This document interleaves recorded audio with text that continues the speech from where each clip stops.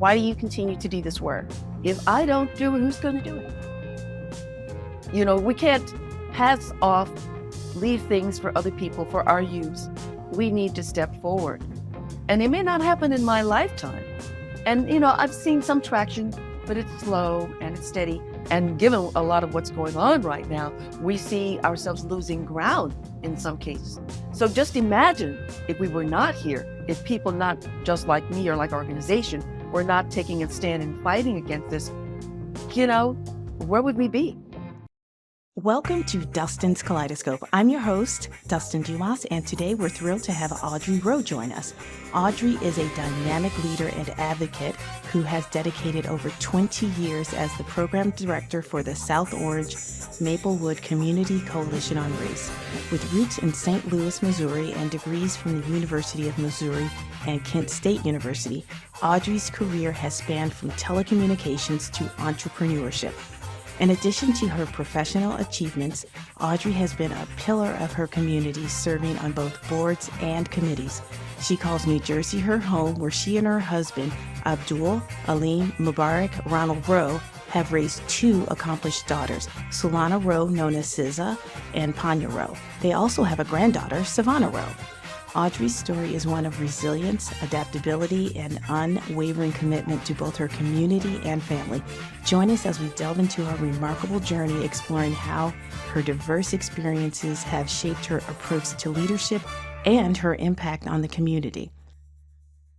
Audrey, thank you so much for joining me on Dustin's Kaleidoscope. It's a joy to have you here. And it's an honor to be here with you, Dustin.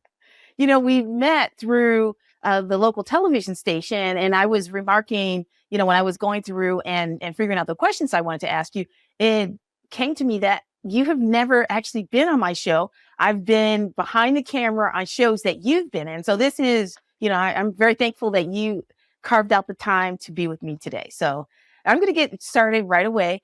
Can you tell us, I know you're from the Midwest too. Yes. Can you tell us a little bit about your upbringing, where you were born and where you went to school and stuff like that? Okay.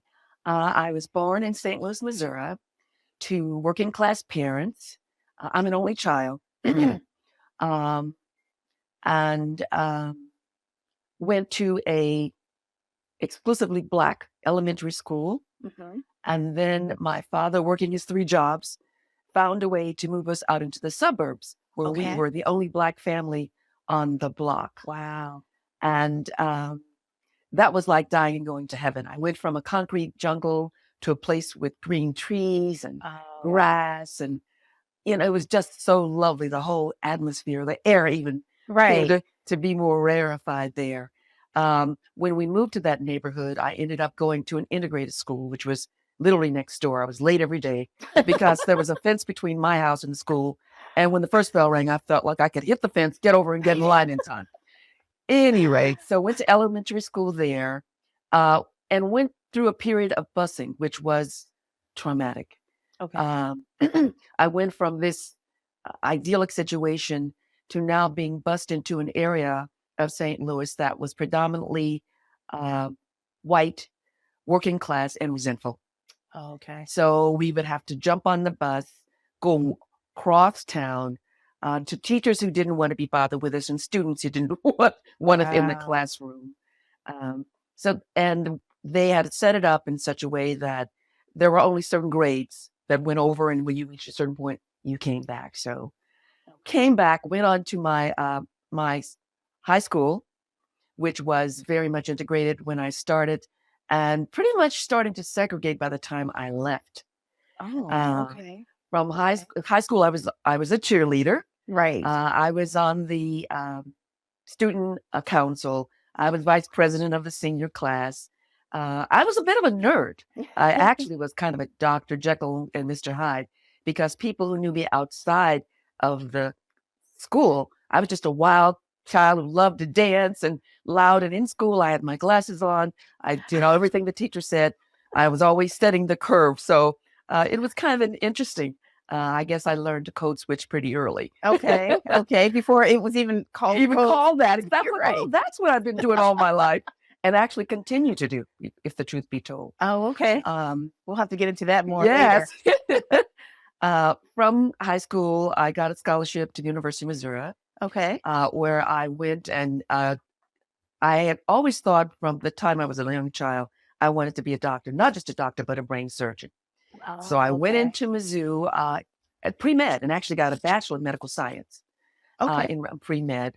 Biological sciences, I was excellent. The chemical sciences were difficult, to say the least, very abstract to me. So I started to make a deal with myself, which I think a lot of young people do and sometimes settle. I was saying if I become a doctor, not only do I have to go through all these classes, but then I have to do internship, I have to do residency. I'll be over 30, which seems like, a lifetime. Right. So let me do something in the medical field, which will allow me to satisfy my desire to help and heal people, but won't take so long. Okay. So I ended up becoming a registered medical technologist. Okay. So I have the 4-year degree, Bachelor of Medical Science, and then I did a 2-year internship working in the laboratory. And what is a registered medical A medical technologist is the person who takes all of those tests that the doctor orders for us Oh, okay. and runs them and analyzes them and sends the results Got it. back to the pathologist. Okay. So you can do it in tissue. That's where people do biopsy. You can do it with blood, which is my specialty, hematology, bone marrow. There's so many different areas. Any body fluids or tissues that you think of that get collected, med techs are that interim step between the sample you gave and the doctor being able to give you a reading or a diagnosis. Oh, got it. That didn't sit well with me because what I found is, unlike the medicine that I thought of, which is very personal in dealing with people, med technology is called technology for a reason. Meaning there's so much machinery there that the human touch is lost. So I would go up, they'd send me up to the floor to take samples. Sometimes I'd have to take blood samples from children. And then they'd have to come and find me because I'm not going to leave a crying kid there. Right. So I found that the machines took all of the value out from me. If the machine can make the reading, then what do you need me for? Okay. So I decided, nope, this is not for me. Okay. So I started to look around in my life at other things that I enjoyed, that I felt I was good at. I've always enjoyed fashion. So I went into fashion merchandising, became an assistant buyer with one of the major chains in the country, and did that for a while until I found that a lot of the glamour that we associate with these careers dulls when you realize what really goes into them. Found that fashion merchandising was a lot about schlepping boxes, putting things on hangers, ticketing merchandise, doing markdowns, chasing shoplifters. Oh, okay. That's not glamorous at all. Not exactly what I had in mind. So and also it paid poorly, quite frankly. It paid very poorly until you got to the very top levels. So I was moving around in fashion merchandising, ended up in a fashion, actually managing a national chain store, a retail chain store. And one of my friends said, you've got so much going for you. You're always complaining. Why don't you try something else? So she put me in touch with a headhunter. Okay. I interviewed with them.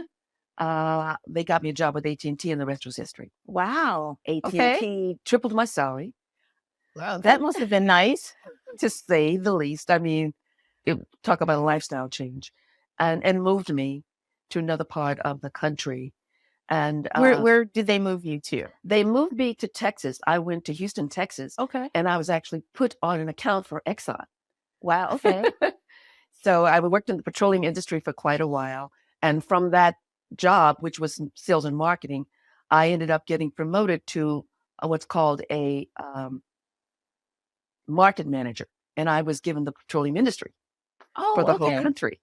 Okay. And so it was my job to look from a telecommunications standpoint at, at what these businesses needed in the way of communications to get ahead. Long story short, I did that for a while, and then started to feel the company started doing right sizing, wrong sizing, downsizing, and there was no satisfaction for me. Once again, like the med tech, I no longer felt that I was making a difference. Okay. I felt like I was a cog in the wheel until the next manager came in and undid what the person in front of them just did. Right. And so if anyone can do it, I really don't need to be here. Okay. So I decided I volunteered to leave AT&T. And I looked for something that could be an income producer, but also meld more with my values and my beliefs. And that's when I met up and joined forces with Mary Kay Cosmetics. Okay. So that's something that I don't think a lot of people know about you, that you're an entrepreneur. And most people don't, at least I didn't. I should say, I didn't know that. Right. So yes, so tell us about that. Well, I love that and still love that company because it wasn't like you had to sacrifice your family and all that's dear to you to move up. The principles of that company are God first, family second, career third. And so many corporations have these mission statements and mottos that sound so uplifting. But when you look at what's required to stay in the company, they're totally 180 degrees of the direction. And what I found with Mary Kay is it was designed in such a way that I could be a mother, I could work in the community, and I could make a good living, and I could help other women. Wow. What a deal. Yes. And I can actually say I learned and continue to learn more in that company than I did in AT&T. Because AT&T and large corporations who are doing well know a lot about marketing and about making money, but they know very little about valuing and working with people. Okay. And With Mary Mary Kay, Kay, I really learned how to work with people, how to value people, not just people that I want to be clients of mine, but the people that I'm working with on a team. Oh, okay. Yeah. So Okay. you cannot advance in that company unless you bring people along with you. You can sell $1 billion and you would never get the next level unless you build a team. That is so interesting because most people think sales is it. Like if you have the sales, it doesn't matter what you do. And I've worked for companies like that where all they cared about, they didn't care about the dynamics among team members. Exactly. They just cared about the bottom line. Exactly. But when you think about that, so smart, because how can companies survive unless you're continuing to refresh it with people who feel valued? Right. Yeah. So that's why it's been able, I think, to keep its reputation. Same thing with products. I mean, with the products we had, everything is 100% money back guaranteed. No questions asked. If you're not happy, we're not happy. And people, don't keep something you don't like, because typically when we do that, we keep it, but we're like, I'm never buying that again. Correct. Right. So you want to give people the freedom to be candid with you and then to repair the problem. Right. That's also how you learn about what needs to be fixed in your product. Because if people don't tell you, well, this happened, that happened, but they just stop buying it, you don't know what way to turn. So it's one of the smartest companies I've ever been in contact with. And I think that because it was built on that foundation, it has flexibility that corporations can't afford, because they've put so much money into being who they are, their infrastructure, their training, their this, their that. They can't, even the compensation system, they're not willing to totally start from the ground up and build up on a foundation that supports these values. Because they have to pivot. And that's something that's expensive. It's expensive. So I've learned so much and continue to learn so much. And working with women, people often say, I don't want to work with other women. You learn how to value all that we bring to the world and to the marketplace and to leverage that.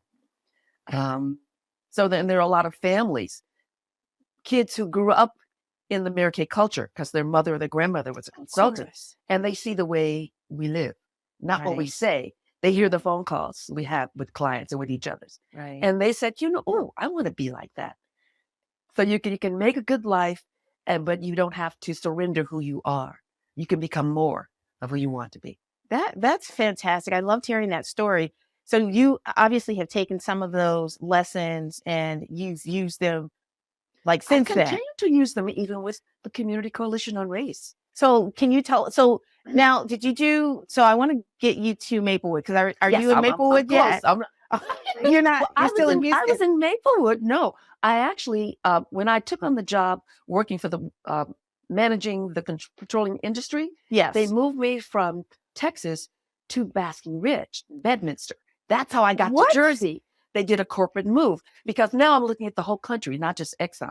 You're the second person to tell me that you were moved to Basking Ridge. I mean, my job was in Basking Ridge, but when I knew that I was going to make the move from Texas, working with Exxon, the company started to do corporate relocation with me. Okay. So they flew me up and had me start looking around at houses, etc. Wanted to find out what my husband wanted to do. Right. So when I came here, I was looking ahead because I was in what they call the management development program, meaning that they had hopes of being able to use me at higher levels in many areas. So I knew that my whole career was about changing and moving.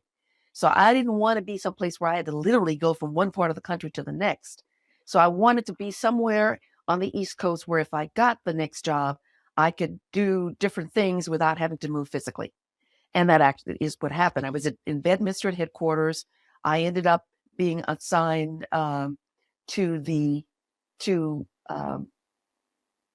what we call operations. I was responsible for communications for Wall Street. And I had technicians who ran the wire. So I work with New York Tel. So if they had a problem, I had to work with that company to make sure it got fixed. So that meant then all I had to do was jump on a train and go to Manhattan. And then we had other locations and jobs in White Plains. So it was a hub for me, geographically. And then I ended up in Maplewood in particular because my husband, we're a two-religion family. My husband's Muslim. Okay. I wanted to, and his mother has spent most of her life in Newark. So we wanted to live someplace that gave us access. Also, a community that was racially integrated, that had access to a masjid close by.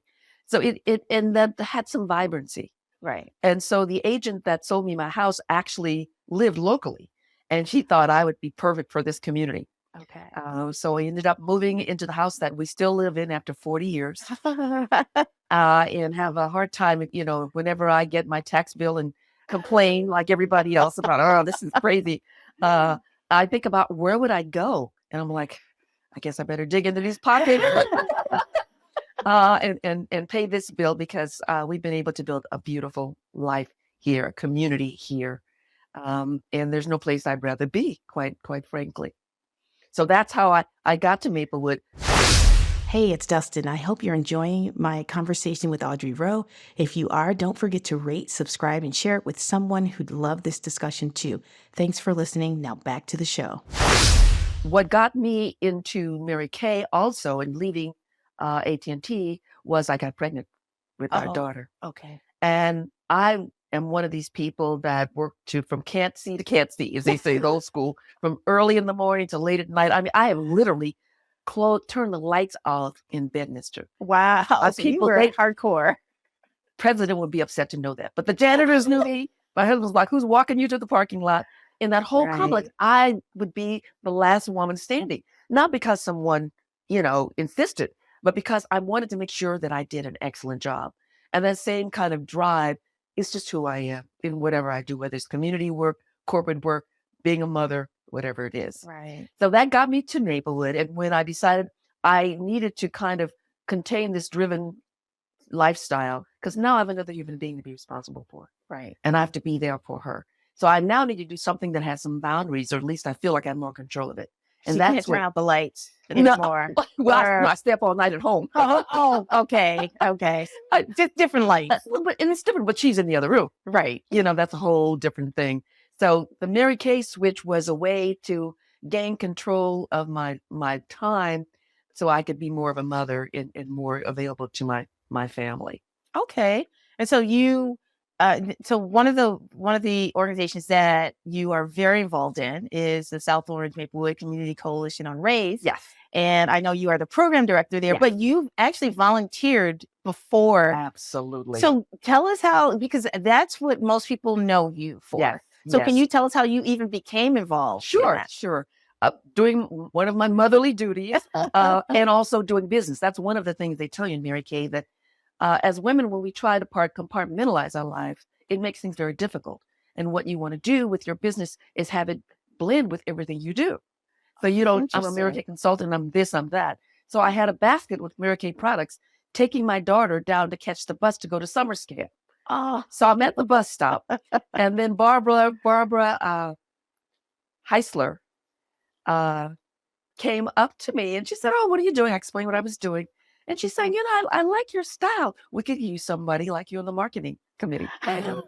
So one of the things I had promised myself in reclaiming my life after leaving corporate I would not only be there for my family, but I'd be there for myself. okay. I'd be more available to do and be a person in my community. So I thought, oh, this sounds interesting. So I became a member of the marketing committee. That then morphed into being offered a position with the coalition because they wanted more and more of my time. Now, keep in mind, I no longer have that six-figure income from AT&T, Right. and I'm building a business in Mary Kay. So I'm saying, I really need some time to build for my family, and they were saying, well, why don't you come and work for us? Okay. So I was actually invited to come in and apply for the assistant director position. I didn't want that. For some reason, that to me seemed like that was too weighty. So I created a position for myself called program director. No, I don't want to be an assistant director, but I can do this. They're like, okay. I love it. But that just speaks to like how valuable your knowledge and just who you are, like your presence was to them, that they're like, yeah, you can make up your own job description. Yeah, that works for us. So that's fantastic. And that has been and continues to be so satisfying because it's so variable. The main thing that draws me to the coalition is the mission. I am a woman of faith. I so believe in one creator and one humanity. And it troubles me, all of the barriers we create for ourselves here in this portion of our life. Right. The differences, whether it be racial, whether it be gender, whether it be financial. And to have an organization that's going to help to remove some of those barriers is something I could sign up for. Right. Yeah. So for people who aren't familiar with the Community Coalition on Race, can you tell us what they actually do? Sure. Our mission is to create a truly integrated and inclusive, racially integrated and exclusive community where people are valued in every aspect of our community, whether it be in our work, in our neighborhoods, in our businesses, in the way we're valued in this community. And the thing that really touched me is people talk about integration, but it mainly is a lot of lip service. Nobody is doing the work or trying to understand the deep roots that keep that so intractable. Right. And to have an organization, it's not the kind of thing you can think about or write a paper on and change. It requires constant and deep and passionate commitment, consistent. And that's what I love about the coalition, having been here for 27 years. And hopefully, we'd love to work ourselves out of business, but you look at what's going on around us, I think we're going to be here for quite a while. For a little longer. Yeah. It's very complex. And so it requires some deep thinking. It requires multiple efforts. It requires critical mass.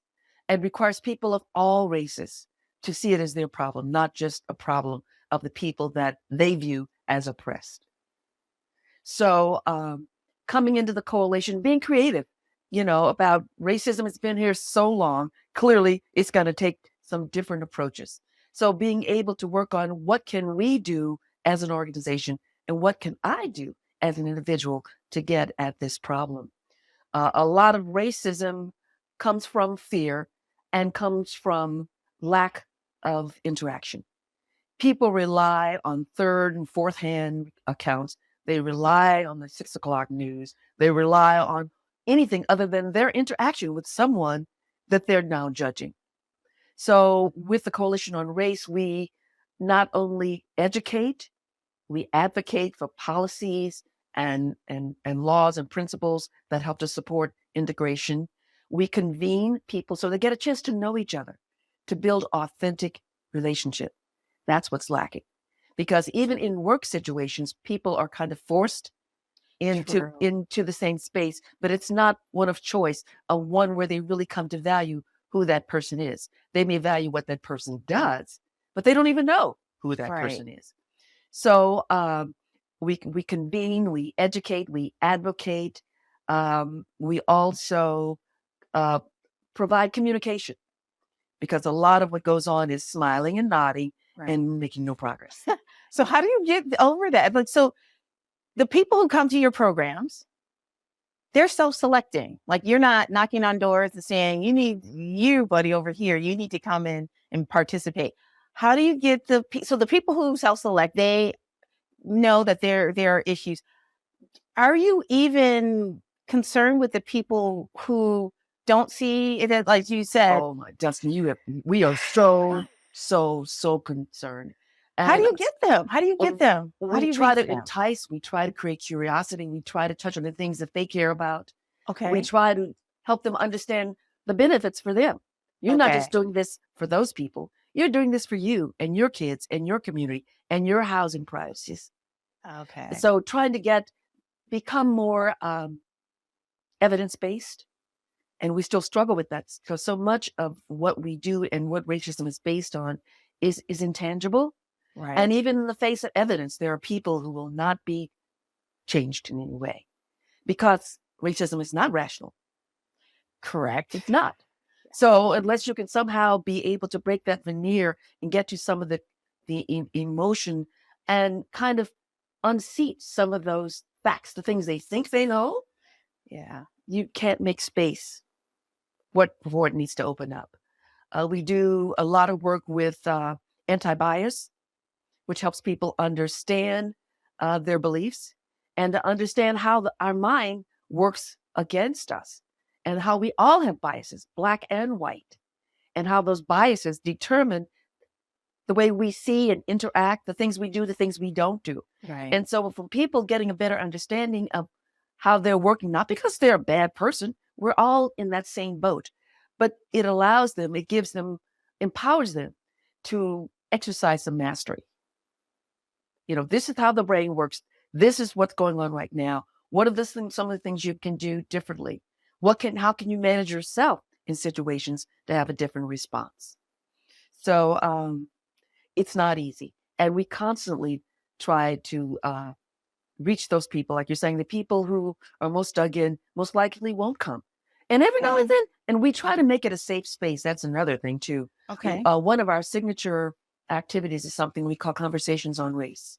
Yes. And usually we pick a topic that's race related, and we try to come from a solid fact-based position. It can be a film, it can be an expert speaker on it can be a book, it can be an article, a movie.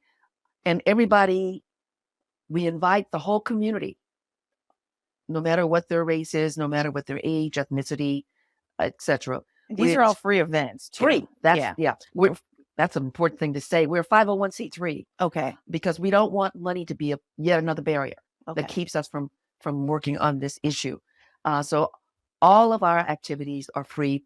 In rare occasions, we might charge $3, $5, $10, not because of the money, but because people in our culture don't value things unless they pay for them. This is so true. So they'll sign up and not show. So if you put a little skin in the game, hopefully you at least don't want to waste your $10. Right. You'll show up for that. And in cases, we thought we'll give it back to you. Right. When you complete it. So it's a great idea. Yeah. And also, we have teasers bringing people together around things that they truly love that may have nothing to do with race. So we use art as an attraction. We have something we call integration through the arts. Okay. And we go to different genres. Some people love to sing, some people love to dance, some people love to paint. And we bring in professional artists for free. Free, not the artists get an honorarium, but it's free to the resident or the neighbors, because we open this up to people beyond Maplewood South Orange. Okay. Yeah, to come. Our neighbors are welcome as well. And so if you want to get an opportunity with this artist for free to learn how to do a mural, you come to this class. And there happen to be people in the room who don't look like you. Okay. And so it's a way to kind of exhale and be in that space and start to get a little bit closer beyond the stereotypes or that very distant relationship that people have had. Right. And our hope is that by learning each other's names, seeing each other's face, and being in the same space for a period of time, we don't like to do one-offs. we think that, you can't get to know a person by seeing them one time. You barely can remember their name if you're lucky. So we Right. try to plan these opportunities so that there's 4 to 6 sessions you're having together. And over that time, you're going to be rubbing shoulders intentionally or not. Right. And you'll get to know a little bit about how each other thinks. We also include exercises where people expose a little bit about who they are. Okay. And so through that, you get people to let down their bears a little bit. And some of those people that you mentioned earlier who couldn't give a hoot about racism, they come because of these teasers that we put out there. And hopefully when we get them there, we tell them a little bit about the coalition, but we don't overdo it because we don't want to scare them away. And over the course of that 4 to 6 weeks, where they've been in the same room, it now gives them a little bit courage maybe to go to another coalition event, because I kind of enjoyed that. Or to go to another coalition class. So that's the way we get beyond the choir, sing, Okay. Yes. And so what have you seen? Like you said, you seen, there's some growth movement in that sense. Like do you have any examples of people who maybe they're not even at that extreme where like, oh, I happen to be here and I didn't realize it was about this, but just people in general who you have seen them make a connection after attending, a few of your events? Yes. Well, I think the fact that people come back to multiple events, that's an indicator for us. Of course. And we also find that one of the challenges we have is getting more men engaged. Oh, interesting. Why is that? Why do you think that 85% of our audience is female, no matter what we do. Really? I think that men want to see some results. And I'm just talking to my own husband. Oh, okay. We've been here 27 years. In some cases, we're dealing with some of the same problems. So they're like, so what? What is the point? And people have to realize that you have to be here for the long haul for something as deeply entrenched in our entire culture. Everywhere we look, the air we breathe. So we have to be willing to identify, surface, and then come up with possible solutions. We as a country are still trying to come to grips with the reality that there is racism. Right. So until we acknowledge a problem, solutions are far away. So how do you keep going? Like you said, you've been a part of the organization for over 2 decades. Yes. I came in around 2000. So, okay. Mm-hmm. So how do you see the same issues day in and day out? What makes you not just say like, you know what, I've done as much as I can and, tap out and have somebody else do it? Why do you continue to do this work? If I don't do it, who's going to do it? We can't leave things for other people, for our use. We need to step forward. And it may not happen in my lifetime. And, I've seen some traction, but it's slow and it's steady. And given a lot of what's going on right now, we see ourselves losing ground in some cases. So just imagine if we were not here, if people not just like me or like our organization were not taking a stand and fighting against this, where would we be? So we have to stand our ground. And I think tenacity is one of the leadership qualities that an organization and an individual has to have, because change comes slow and it comes with difficulty. And you've got to be willing to stay the course. And sometimes just the fact of your being there ends up with a breakthrough, because the opposition may not be as dedicated as you. Right. And they're looking for the crack. They're looking for the break. They're looking for the opportunity. But we stand our ground and push constantly forward. And in the 20 plus years that you've been affiliated with the organization, you can't see forward movement. I can see some forward movement, but it's way too slow. Okay. And a lot of the issues have not changed. I think, like I said, we've had some victories. I think what we were able to achieve with, if you look at our surrounding communities, what we've been able to achieve with maintaining integration in Maplewood and South Orange, where other surrounding communities have not. I think that is a result of us being intentional. And when you see there's a problem, you don't just sit and shake your head. You try to get as close to the root as you can and then try to find things that specifically can get to that. Like, and our program is based on very specific objectives, like integration through the arts. People may think, oh, isn't that nice? They're having a nice little workshop. It has a purpose. Right. Right. And the same thing with conversations on race. You don't solve problems by pushing them down. We want to give people a space to be candid about what they're thinking and feeling, so we can try to get at some answers or some common ground or some solutions. As we get toward the end of the interview, can you tell us what you want your legacy to be? I want it to be one who gave her best and always worked to bring out the best in others, who met adversity with a smile, who was undeterrable.